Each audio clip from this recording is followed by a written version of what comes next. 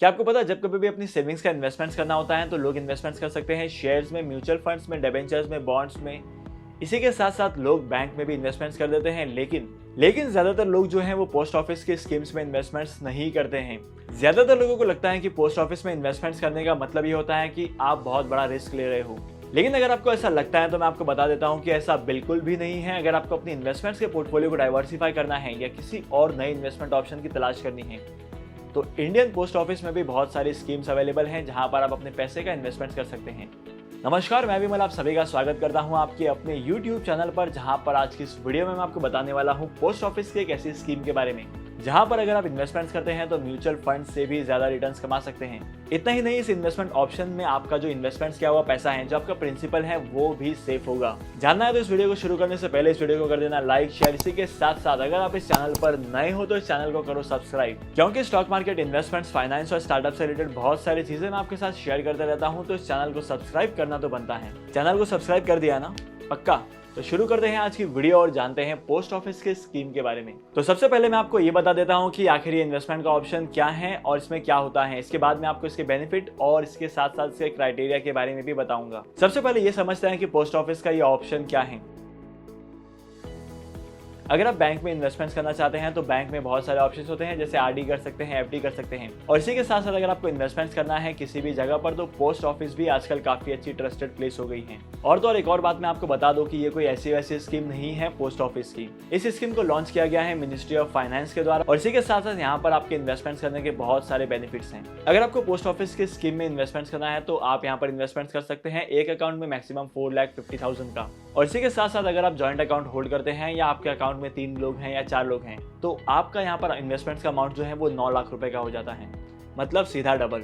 और इतना ही नहीं, यहाँ पर आप जितना भी इन्वेस्टमेंट्स करेंगे उसका टाइम पीरियड जो है वो 5 साल का होगा। मिनिमम आपको 5 साल तक यहाँ पर होल्ड करना पड़ेगा या लॉक इन रखना पड़ेगा। और तो और आपको इस इन्वेस्टमेंट ऑप्शन में 6.6% का एनुअल रिटर्न मिलता है।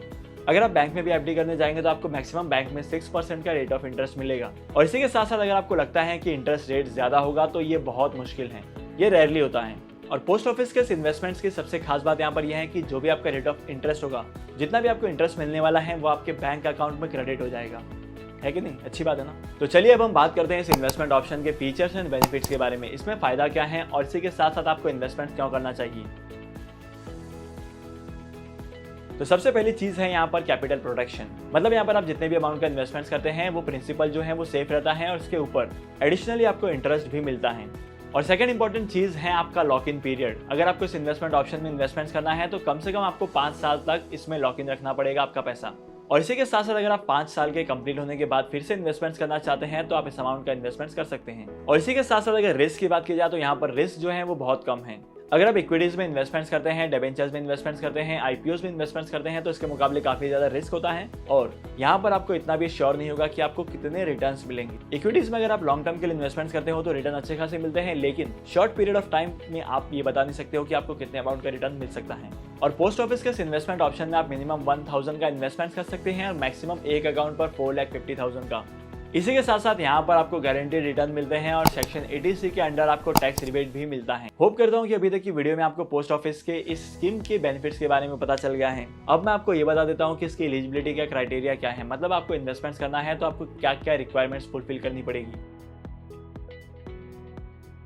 अगर आपको पोस्ट ऑफिस के सेविंग स्कीम में इन्वेस्टमेंट्स करना है तो यहाँ पर कोई हार्ड एंड फास्ट रूल नहीं है। जैसे आप लोग बैंक में अकाउंट ओपन करते हो और जो बैंक के प्रोसीजर होते हैं, सिमिलर प्रोसीजर यहाँ पर भी होते हैं। जैसे कि मैंने आपको थोड़ी देर पहले बताया था कि अगर आप पोस्ट ऑफिस के सेविंग स्कीम में इन्वेस्टमेंट्स करते हो तो यहाँ पर ऑप्शन मिलता है विड्रॉवल का। लेकिन विड्रॉवल को लेकर एक बात है जो आपको ध्यान देनी चाहिए। अगर आप अपने पोस्ट ऑफिस के इन्वेस्टमेंट्स को विड्रॉ करते हो 1 साल कंप्लीट होने से पहले तो आपको किसी भी तरीके का एडिशनल बेनिफिट मिलेगा ही नहीं।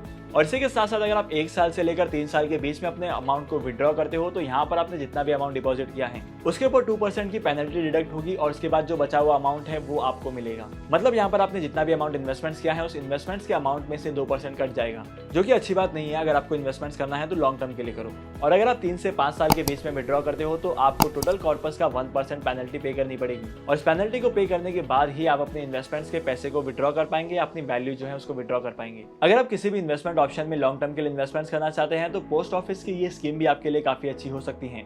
लेकिन आपको इसमें इन्वेस्टमेंट्स करने के टाइम पर ये जरूर ध्यान रखना है कि जब आप विड्रॉ करेंगे तो आपको किस तरीके के चार्जेस लगेंगे और आपके अमाउंट में किस तरीके का लॉस होगा। आज के इस इंपॉर्टेंट वीडियो को यहीं पर खत्म करते हैं और होप करता हूं कि आज के इंपॉर्टेंट वीडियो से आपको पोस्ट ऑफिस की स्कीम के बारे में पता चल गया होगा।